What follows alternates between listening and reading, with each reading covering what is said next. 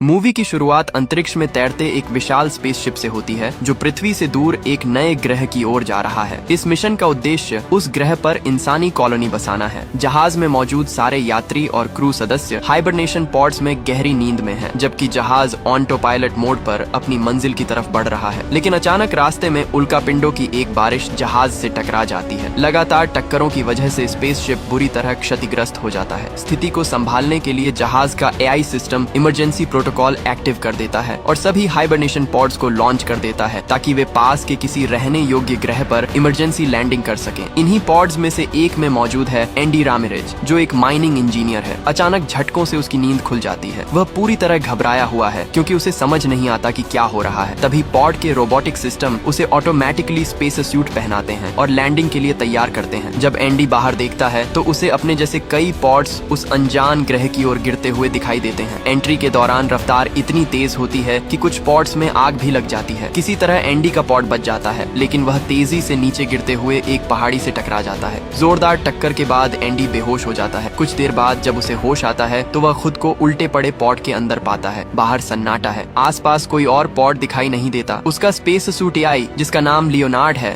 उसे बताता है कि पॉड क्रैश में बुरी तरह डैमेज हो चुका है और उसे तुरंत बाहर निकलना होगा। एंडी गेट खोलने की कोशिश करता है, लेकिन दरवाजा जाम हो चुका है। कई कोशिशों के बाद भी जब वह नहीं खुलता तो एंडी कांच तोड़ने की कोशिश करता है। कांच बेहद मजबूत है। वह अपनी इमरजेंसी किट चेक करता है, लेकिन उसमें सीमित टूल्स हैं क्योंकि वह सिर्फ एक माइनिंग इंजीनियर है, कोई सोल्जर या स्पेशलिस्ट नहीं। आखिरकार वह फायर एक्सटिंग्विशर की मदद से कांच तोड़ देता है, लेकिन जैसे ही वह बाहर निकलने की कोशिश करता है, पॉड और खिसक कर पलट जाता है। इस दौरान उसका सूट फट जाता है और ऑक्सीजन तेजी से लीक होने लगती है। लियोनार्ड तुरंत चेतावनी देता है कि उसकी ऑक्सीजन तेजी से खत्म हो रही है। घबराहट में एंडी सूट पर रिपेयरिंग स्प्रे लगाता है, जिससे अस्थायी रूप से लीक बंद हो जाता है। बड़ी मुश्किल से वह पॉड से बाहर निकल आता है। बाहर का नजारा बेहद अजीब और डरावना है। वातावरण सांस लेने लायक नहीं है। दूर दूर तक बंजर और चट्टानी जमीन फैली हुई है। तभी आसमान में उनका मुख्य स्पेसशिप दिखाई देता है, जो कुछ ही देर में इस ग्रह पर आकर क्रैश हो जाता है। एंडी लियोनार्ड से पूछता है कि वे कहाँ हैं। लियोनार्ड बताता है कि यह एक अनजान ग्रह है, जिसके बारे में इंसानों के पास कोई पुख्ता जानकारी नहीं है। ये सुनकर एंडी की चिंता और बढ़ जाती है। तभी उसे दूर कहीं रोशनी जैसी कुछ चमकती दिखाई देती है। उम्मीद की एक किरण के साथ वह उस दिशा में बढ़ने का फैसला करता है। रास्ते में उसे जहाज का जला हुआ मलबा और एक और क्रैश हुआ पॉड मिलता है।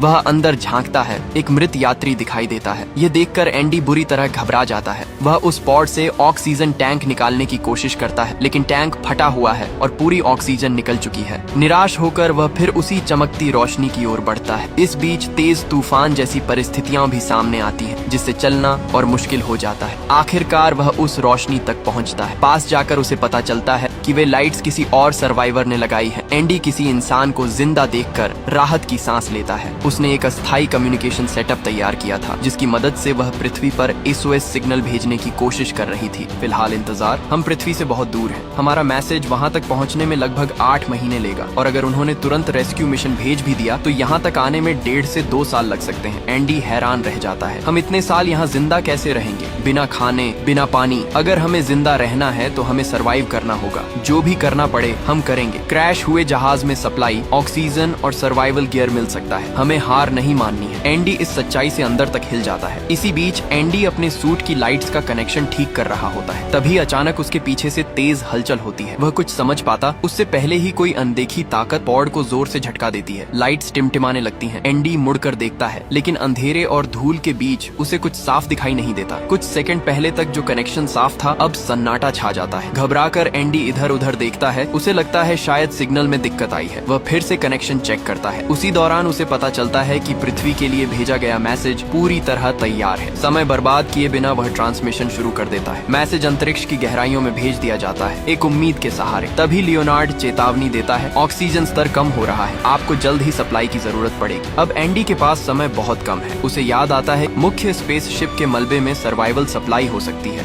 बेचैनी और डर के बावजूद उसे आगे बढ़ना ही होगा। वह फ्लेयर्स और कुछ उपकरण अपने साथ लेता है और जहाज के मलबे की ओर निकल पड़ता है। रास्ते में वह बाकी सर्वाइवर्स से संपर्क करने की कोशिश करता है, लेकिन हर चैनल पर सन्नाटा है, कोई जवाब नहीं। हताश होकर वह चिल्ला उठता है। इस अनजान खामोश ग्रह पर उसकी आवाज गूंजकर वापस लौट आती है और तभी उसके कम्युनिकेशन सिस्टम में हल्की सी आवाज सुनाई देती है, एक कमजोर लेकिन जिंदा आवाज। हेलो, क्या कोई मुझे सुन सकता है? एंडी की सांस रुक जाती है। ये नाओमी थी। नाओमी की आवाज कांप रही थी। वह एंडी से कहती है, मुझे मदद की जरूरत है। मेरा पैर पॉड के मलबे में बुरी तरह फंसा हुआ है। मैं बाहर नहीं निकल पा रही। वह पूरी तरह अपने पॉड के अंदर कैद थी। दर्द और डर उसकी आवाज में साफ महसूस हो रहा था। प्लीज यहाँ आकर मेरी मदद करो, मैं अकेले नहीं निकल सकती। एंडी एक पल के लिए चुप हो जाता है। उसके मन में डर, जिम्मेदारी और असमंजस सब एक साथ उमड़ पड़ते हैं। नाओमी अपनी लोकेशन ट्रांसमिट करती है, लेकिन तभी लियोनार्ड चेतावनी देता है, ऑक्सीजन स्तर अत्यंत कम है। वर्तमान सप्लाई में उस लोकेशन तक पहुंचना जोखिम भरा है। लियोनार्ड सुझाव देता है कि एंडी पहले मुख्य जहाज के मलबे की ओर जाए, जहां उसे अतिरिक्त ऑक्सीजन और संसाधन मिल सकते हैं। एंडी भारी मन से नाओमी से कहता है, मेरे पास बहुत कम ऑक्सीजन है। अगर मैं अभी तुम्हारे पास आया तो शायद तुम्हें तो बचा लूं, लेकिन खुद जिंदा नहीं बच पाऊंगा। नाओमी हिम्मत नहीं हारती। वह तुरंत कहती है, मेरे पॉड में अतिरिक्त ऑक्सीजन टैंक है, तुम यहाँ तक पहुँच जाओ, फिर हम दोनों बच सकते हैं। प्लीज कोशिश करो। कुछ सेकंड की चुप्पी के बाद एंडी फैसला कर लेता है। वह उसकी लोकेशन की तरफ बढ़ना शुरू करता है। अब ग्रह पर अंधेरा फैल चुका है। चारों तरफ ठंडी हवाएं चल रही हैं। एंडी नाओमी से लगातार बात करते हुए आगे बढ़ रहा है ताकि दोनों का हौसला बना रहे, लेकिन चलते चलते एंडी को अजीब सा एहसास होने लगता है, जैसे कोई उसे देख रहा हो। वह तुरंत लियोनार्ड से आसपास स्कैन करने को कहता है। लियोनार्ड जवाब देता है, मेरे पास एडवांस्ड बायोलॉजिकल स्कैनिंग फीचर उपलब्ध नहीं है। नाओमी हल्के कटाक्ष में कहती है, कंपनी ने पैसे बचाने के लिए पुराना एआई इंस्टॉल किया है। उन्हें हमारी जान से ज्यादा बजट की चिंता थी। एंडी खुद को समझाता है कि शायद यह उसका वहम है, लेकिन कुछ कदम आगे बढ़ते ही उसे जमीन पर छोटे छोटे गोल छेद दिखाई देते हैं। जिज्ञासा में वह उनका पीछा करता है और अचानक एक बड़े गड्ढे के किनारे पहुंच जाता है। गड्ढे के अंदर अजीब सी जालीदार संरचनाएं थीं, जैसे किसी विशाल मकड़ी का जाल। एंडी के रोंगटे खड़े हो जाते हैं। वह धीरे से पीछे हटता है और नाओमी से कहता है, मुझे लगता है यहाँ कोई स्पाइडर जैसा एलियन हो सकता है। नाओमी उसे कहीं रुकने से मना करती है, चलते रहो, मत रुको। लेकिन अब अजीब आवाजें भी सुनाई देने लगती हैं। जमीन के नीचे से चारों ओर से हर तरफ जाली जैसी संरचनाएं फैली हुई हैं। अचानक उसके सामने से कुछ तेजी से भागता है। एंडी तुरंत अपनी सूट लाइट्स बंद कर देता है और चट्टानों के पीछे छुप जाता है। उसी समय नाओमी घबराई हुई आवाज में कहती है, मैं अपने सिस्टम में कुछ ट्रैकर्स देख पा रही हूँ। हमारी टीम के सदस्यों के ट्रैकर्स तुम्हारी ओर बढ़ रहे हैं। वह उनके सूट में लगे ट्रैकिंग चिप्स के जरिए लोकेशन देख पा रही थी। वे तुम्हारे बहुत पास हैं, लेकिन वे कोई रिस्पॉन्स नहीं दे रहे। एंडी को कुछ दिखाई नहीं दे रहा था। वह लियोनार्ड को उन ट्रैकर्स से लिंक करने को कहता है। लिंक होते ही पता चलता है कि वे सिग्नल उसके 100 मीटर के अंदर है। तभी नाओमी की आवाज अचानक बदल जाती है, भागो एंडी, वे जिंदा नहीं है। मतलब साफ था, वहाँ टीम के लोग नहीं, कुछ और था जो उनके सूट पहने हुए था। लेकिन डर के साथ साथ जिज्ञासा भी एंडी के अंदर जाग चुकी थी। वह अपनी फ्लेयर गन निकालता है और आसमान की ओर फायर करता है। लाल रोशनी पूरे इलाके को चमका देती है और उसी रोशनी में वह चीज दिखाई देती है, एक भयानक विशाल एलियन क्रिएचर। लंबे पैरों वाला, मकड़ी जैसा शरीर और इंसानी सूट के फटे हुए टुकड़े उसके जाल में फंसे हुए। एंडी की सांस अटक जाती है। उसे समझ आ जाता है, यह प्राणी उनकी टीम के सदस्यों को मार चुका है और शायद खा भी चुका है। अगले ही पल वह पूरी ताकत से भागने लगता है। क्रिएचर भी बिजली की रफ्तार से उसका पीछा करता है। भागते भागते एंडी एक संकरी दरार में गिर जाता है। वह सोचता है कि शायद वह बच गया, लेकिन वह एलियन ऊपर से दरार में झांकता है और अपने लंबे पैरों से हमला करने की कोशिश करता है। एंडी किसी तरह खुद को छुड़ाकर फिर भागता है और अचानक पैर फिसलने से पहाड़ी से नीचे लुढ़क जाता है। वह सीधा बर्फ से ढकी ढलान पर गिरता है। बर्फ होने की वजह से उसकी जान तो बच जाती है, लेकिन वह बुरी तरह हिल चुका है। कुछ देर बाद जब वह संभलता है तो महसूस करता है फिलहाल उस एलियन से उसका पीछा छूट चुका है। पहाड़ी से गिरने के बाद अचानक लियोनार्ड की चेतावनी गूंजती है, ऑक्सीजन लीक डिटेक्टेड। एंडी तुरंत अपने सूट को चेक करता है। गिरने की वजह से उसके स्पेस सूट में फिर से कट लग गया था। ऑक्सीजन तेजी से बाहर निकल रही थी। घबराहट में वह अपना आखिरी रिपेयर स्प्रे इस्तेमाल करता है और किसी तरह सूट को सील कर देता है, लेकिन अब स्प्रे खत्म हो चुका था। मतलब साफ था, अगली बार सूट फटा तो बचने का कोई रास्ता नहीं। नाओमी चिंतित होकर पूछती है, क्या हुआ? एंडी उसे पूरे एलियन हमले के बारे में बताता है, जाले, मरे हुए लोग और वो भयानक प्राणी। जैसे ही वह बात खत्म करता है, अचानक कम्युनिकेशन चैनल पर एक और आवाज जुड़ती है, एंडी मेरी मदद करो। ये ड्वेन की आवाज थी। एंडी चौंक जाता है क्योंकि उसने खुद अपनी आंखों से ड्वेन को मारे जाते देखा था, लेकिन आवाज साफ थी और ड्वेन मदद के लिए चिल्ला रहा था। वह कह रहा था कि वह क्रिएचर से लड़ रहा है और उसे तुरंत मदद चाहिए। नाओमी भी सिग्नल देख पा रही थी। ट्रैकर के अनुसार ड्वेन की लोकेशन एंडी से ज्यादा दूर नहीं थी। एंडी हिचकिचाता है, डर अब भी उसके अंदर जिंदा है। मैं वापस नहीं जाऊंगा, मैंने देखा है वो क्या कर सकते हैं। नाओमी उसे समझाती है, अगर ड्वेन जिंदा है तो उसके पास अतिरिक्त ऑक्सीजन हो सकती है, तुम्हें उसकी जरूरत है। ऑक्सीजन की मजबूरी आखिरकार एंडी को मानने पर मजबूर कर देती है, लेकिन गिरने से उसका जीपीएस खराब हो चुका था। अब नाओमी अपने सिस्टम के जरिए उसे रास्ता गाइड करती है। एंडी धीरे धीरे उस लोकेशन की तरफ बढ़ता है। अचानक अंधेरे में एक फ्लेयर जलती है। लाल रोशनी के बीच ड्वेन खड़ा दिखाई देता है, घायल लेकिन जिंदा। एंडी उसे देखते ही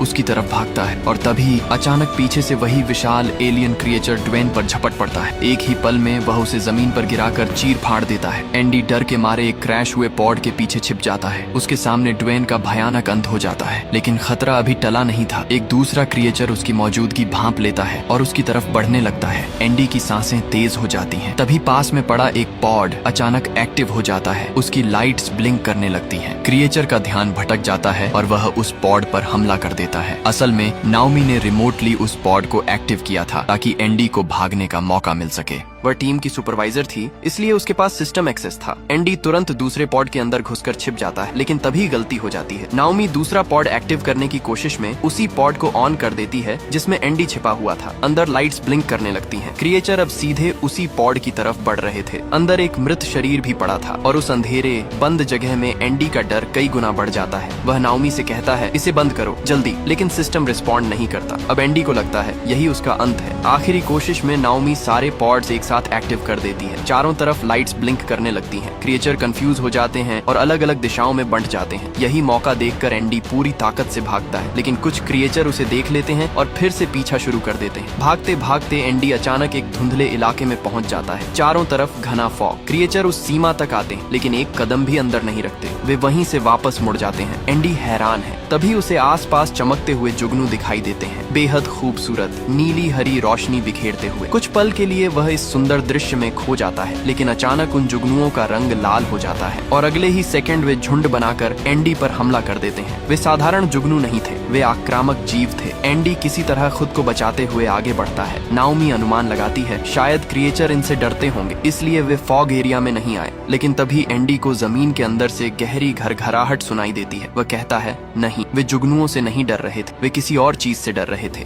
और अगले ही पल जमीन उसके नीचे हिलती है। अचानक मिट्टी फटती है और एक विशाल कीड़े जैसा प्राणी नीचे से निकलकर अपना जबड़ा खोल देता है। वह एंडी को कमर से जकड़ लेता है। एंडी हिल भी नहीं पा रहा। उसका शरीर आधा उस प्राणी के जबड़े में फंस चुका है। नाओमी की सांसें तेज हो जाती हैं। वह दूर बैठी कुछ भी नहीं कर पा रही। एंडी समझ ही नहीं पाता कि उसके साथ हो क्या रहा है। पलक झपकते ही वह विशाल भूमिगत प्राणी उसे पूरी तरह अपने जबड़े में खींच लेता है। अब एंडी आधा नहीं, पूरा उसके मुंह के अंदर था। अंधेरा, बदबू और दम घुटने वाली जगह। घबराहट इतनी बढ़ जाती है कि उसका दिल बेकाबू हो जाता है। लियोनार्ड तुरंत चेतावनी देता है, हार्ट रेट क्रिटिकल स्तर पर है। एंडी को पैनिक अटैक आने लगता है। उसे संभालने के लिए लियोनार्ड उसके सूट के जरिए एक जोरदार इलेक्ट्रिक शॉक देता है, लेकिन वो झटका सिर्फ एंडी तक सीमित नहीं रहता। करंट उस प्राणी के जबड़ों तक भी पहुंच जाता है। शॉक इतना तेज होता है कि वह विशाल जीव तड़प उठता है और अगले ही पल एंडी को जोर से बाहर उगल देता है। एंडी जमीन पर गिरता है, हांफता हुआ। उसे यकीन ही नहीं होता कि वह मौत के मुंह से वापस आया है, लेकिन खतरा अभी खत्म नहीं हुआ था। वह तुरंत भागकर पास की एक गुफा में घुस जाता है। अंदर वही चमकते जुगनू थे जो पहले नीली रोशनी बिखेर रहे थे। जैसे ही वे एंडी को देखते हैं, उनका रंग लाल हो जाता है और फिर झुंड बनाकर उस पर हमला कर देते हैं। एंडी जमीन पर रेंगते हुए, हाथों से उन्हें हटाते हुए किसी तरह गुफा की दूसरी तरफ निकल जाता है। आखिरकार वह उस फॉग वाले इलाके से बाहर आ जाता है। तभी लियोनार्ड की आवाज फिर गूंजती है, ऑक्सीजन स्तर 3%। इतनी कम ऑक्सीजन में वह नाओमी तक नहीं पहुंच सकता। लियोनार्ड सलाह देता है कि वह पास के मुख्य जहाज के मलबे की ओर जाए। नाओमी भी कहती है, पहले खुद को बचा, लेकिन एंडी मना कर देता है। उसे पता है क्रिएचर लगातार पॉड्स पर हमला कर रहे हैं। अगर उसने देर की तो नाओमी नहीं बचेगी। वह अपनी बची खुची ताकत जुटाकर उसकी ओर दौड़ पड़ता है। रास्ते में उसकी ऑक्सीजन पूरी तरह खत्म हो जाती। अब वह सिर्फ सूट में बची थोड़ी सी प्रेशर सपोर्ट के भरोसे भाग रहा है। उसकी सांसें टूटने लगती हैं, नजर धुंधली पड़ने लगती है, लेकिन आखिरकार वह नाओमी के पॉड तक पहुंच जाता है। नाओमी तुरंत पॉड का दरवाजा खोलती है और उसके लिए अतिरिक्त ऑक्सीजन टैंक बाहर बढ़ा देती है। एंडी जैसे ही नया टैंक कनेक्ट करता है, उसे फिर से हवा मिलती है। वह राहत की लंबी सांस लेता है। अब बारी है नाओमी को बाहर निकालने की। उसका पैर मलबे में बुरी तरह फंसा हुआ था। एंडी पूरी ताकत लगाता है, लेकिन पैर हिलता तक नहीं। आखिरकार वह नाओमी की इमरजेंसी किट चेक करता है। उसमें प्रोफेशनल टूल्स थे जो उसे कभी दिए ही नहीं गए थे। दोनों राहत की सांस लेते हैं, लेकिन तभी उनकी नजर फर्श पर पड़े खून के निशानों पर जाती है। ऐसा लग रहा था कि किसी लाश को घसीट कर ले जाया गया हो। डर के बावजूद वे उन निशानों का पीछा करते हैं। आगे जाकर उन्हें इंसानी शरीर के टुकड़े और जाली दिखाई देती है। उन्हें समझ आ जाता है कि खतरा अभी खत्म नहीं हुआ। तभी एक क्रीचर वहाँ आ जाता है। दोनों तुरंत अपनी लाइट्स बंद कर छुप जाते हैं। क्रीचर आकर अपने पेट से इंसानी हड्डियां और हेलमेट बाहर निकालता है। उनमें से एक हेलमेट ड्वेन का था। ये देखकर दोनों कांप उठते हैं। कुछ देर बाद वह क्रीचर वहाँ से चला जाता है। मौका देखकर दोनों पीछे हटने लगते हैं। तभी एक और क्रीचर वहाँ आ जाता है। वह उन्हें तुरंत नहीं देखता, इसलिए वे चुपचाप पीछे हटते हैं। लेकिन एंडी से हल्की सी आवाज हो जाती है। क्रीचर उन्हें देख लेता है। दोनों भागकर पास के एक एयरलॉक में घुस जाते हैं और गेट लॉक कर देते हैं। बाहर क्रीचर गेट को तोड़ने लगता है। एंडी दूसरी तरफ वाले कार्गो बे के गेट को खोलने की कोशिश करता है, लेकिन नाओमी कहती है हम फंस चुके हैं, ये गेट अंदर से नहीं खुलेगा, इसका कंट्रोल बाहर है, वहीं जहां वह क्रीचर खड़ा है। अब वे सचमुच फंस चुके थे। क्रीचर गेट को लगभग तोड़ ही देता है। दोनों समझ जाते हैं कि अब बचने का कोई रास्ता नहीं। वे बैठ जाते हैं मौत का इंतजार करते हुए। इस आखिरी पल में एंडी अपनी फैमिली को याद करने लगता है। वह बताता है कि उसकी फैमिली कार एक्सीडेंट में मारी गई थी और वह खुद को उसका जिम्मेदार मानता है क्योंकि वह गाड़ी चला रहा था। नाओमी उसे कहती है खुद को दोष देना बंद करो, अगर मैं आज जिंदा हूँ तो सिर्फ तुम्हारी वजह से, तुम एक अच्छे इंसान हो। दोनों भावुक होकर एक दूसरे को गले लगाते हैं, अलविदा कहते हैं। उसी समय नाओमी की नजर एंडी के सूट पर पड़ती है। उस पर जुगनुओं का एक छोटा झुंड चिपका हुआ था जो शायद गुफा से निकलते समय उसके साथ चिपक गया था। और तभी क्रीचर गेट तोड़कर अंदर घुस आता है। नाओमी बिना समय गंवाए एंडी के सूट से वे जुगनू पकड़कर उस क्रीचर के ऊपर फेंक देती है। जैसे ही नाओमी जुगनुओं का झुंड उस क्रीचर पर फेंकती है, वे तुरंत लाल होकर उस पर हमला करने लगते हैं। क्रीचर तड़पने लगता है और कुछ पल के लिए उसका ध्यान भटक जाता है। इसी मौके का फायदा उठाकर एंडी और नाओमी बाहर निकलते हैं और उस बटन को दबा देते हैं जिससे कार्गो बे का गेट खुल जाता है। दोनों तेजी से कार्गो बे की ओर भागते हैं, लेकिन वे आगे नहीं बढ़ पाते। वे ऊंचाई पर थे और नीचे कार्गो बे का हिस्सा था। पीछे से क्रीचर फिर संभल कर उनकी ओर आने लगता है। एंडी गेट बंद करने की कोशिश करता है ताकि क्रीचर अंदर न आ सके, लेकिन किसी वजह से गेट बंद नहीं होता। अगले ही पल वे दोनों और वह क्रीचर साथ में नीचे गिर जाते हैं। अब वह क्रीचर उनके ठीक सामने खड़ा था। उसी समय एंडी की नजर नाओमी के गिरे हुए सूट रिपेयरिंग स्प्रे पर पड़ती है। वह तुरंत उसे उठाकर क्रीचर के मुंह पर फेंक देता है। स्प्रे चिपकने वाला था और उसका जबड़ा कुछ पल के लिए सील हो जाता है। इसी का फायदा उठाकर दोनों फिर भागते हैं, लेकिन क्रीचर खुद को छुड़ाकर दोबारा उनके पीछे आ जाता है। भागते भागते एक जगह दोनों गिर जाते हैं। स्थिति बेहद खराब थी। तब नाओमी एंडी से कहती है हमें इसे मारना ही होगा, मैं इसका ध्यान भटकाती हूँ, तुम इसे खत्म करने का तरीका ढूंढो। एंडी आसपास देखता है और उसे कुछ पॉड्स दिखाई देते हैं जो अब भी सही सलामत थे। उसके दिमाग में एक योजना बनती है। वह ऊपर चढ़कर सबसे ऊंचे पॉड तक पहुंचता है। उसका प्लान था उस पॉड को क्रीचर पर क्रैश करके उसे मार देना। वह नाओमी को अपना प्लान बताता है। इस बीच नाओमी क्रीचर से बचते हुए भाग रही थी। वह एंडी से कहती है कि कार्गो बे की सारी लाइट्स बंद कर दे क्योंकि क्रीचर अंधेरे में ठीक से नहीं देख पाता। अचानक क्रीचर नाओमी पर वार करता है और उसकी ओर बढ़ने लगता है। उसी समय एंडी सारी लाइट्स ऑफ कर देता है। अंधेरा छा जाता है। क्रीचर ठीक से देख नहीं पा रहा था, लेकिन फिर भी नाओमी की दिशा में बढ़ रहा था। नाओमी की नजर ऊपर रखे एक टूटे हुए बॉक्स पर पड़ती है। वह जल्दी से उसमें घुस जाती है और बाल बाल बचती है। उधर एंडी पॉड को स्टार्ट करने की कोशिश करता है, लेकिन पावर कट की वजह से वह चालू नहीं होता। वह पावर सिस्टम को दोबारा चालू करने का सोचता है, लेकिन लियोनार्ड बताता है कि इसमें 15 मिनट लग सकते हैं और उनके पास इतना समय नहीं था। तब सुझाव आता है सूट की बैटरी से पॉड को डायरेक्ट पावर दी जा सकती है, लेकिन इसके लिए एंडी को पॉड के अंदर बैठना होगा। मतलब साफ था उसे उसी पॉड में बैठकर उसे क्रीचर पर क्रैश करना होगा और इसमें उसकी जान भी जा सकती थी। एंडी बिना झिझक मान जाता है। वह पॉड के अंदर बैठता है, अपना सूट सिस्टम से कनेक्ट करता है। पॉड लॉन्च के लिए तैयार हो जाता है। उधर नाओमी ऊपर की लाइट्स ऑन करके क्रीचर को अपनी ओर खींचती है ताकि एंडी सही निशाना लगा सके। सही मौका देखते ही एंडी पॉड लॉन्च कर देता है। लॉन्च के उसी पल उसे अपनी फैमिली की याद आती है। वह कार एक्सीडेंट जिसमें उसने उन्हें खो दिया था। अगले ही सेकंड पॉड तेज रफ्तार से जाकर सीधे उस क्रीचर से टकराता है। भयानक धमाका होता है। क्रीचर वहीं खत्म हो जाता है। नाओमी दूर जाकर गिरती है। कुछ पल बाद वह उठती है और दौड़कर उस जगह पहुंचती है जहां पॉड क्रैश हुआ था। एंडी अब भी पॉड के अंदर था। वह उसे हिलाती है, लेकिन वह आंखें नहीं खोलता। नाओमी टूट जाती है। उसकी आंखों से आंसू बहने लगते हैं, लेकिन तभी एंडी धीरे धीरे अपनी आंखें खोलता है। वह सिर्फ बेहोश हुआ था। उसे जिंदा देखकर नाओमी की आंखों में राहत और खुशी दोनों आ जाती है। कुछ देर बाद वे दोनों जहाज के बाहर खड़े होते हैं। अब सुबह हो चुकी थी। एंडी कहता है मैंने ड्वेन की बनाई मशीन से धरती पर मैसेज भेज दिया था। कुछ सालों में रेस्क्यू टीम यहाँ पहुँच जाएगी, तब तक हमें यहीं सर्वाइव करना होगा। दोनों एक दूसरे को देखते हैं, थके हुए लेकिन जिंदा। और इसी उम्मीद भरे सीन के साथ मूवी खत्म होती है। अगर आपको यह मूवी पसंद आई हो तो वीडियो को लाइक करें, चैनल को सब्सक्राइब करें और कमेंट में जरूर बताएं कि आपको ये कहानी कैसी लगी। हम मिलेंगे अगली किसी इंटरेस्टिंग मूवी के साथ। तब तक के लिए बाय बाय।